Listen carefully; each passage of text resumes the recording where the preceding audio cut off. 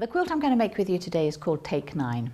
It's been designed to use 9 fat quarters, which is perfect for those bundles you pick up at shows, or if you just fall in love with a whole range. We're so fortunate in today's quilt market that we have ranges of fabric that have been designed and printed and woven specifically for us. So it's not surprising that a lot of us have a lot of stash. Both quilts behind me are from the same pattern.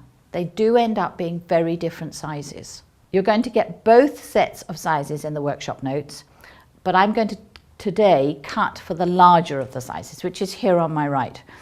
You can see the quilts are quite different.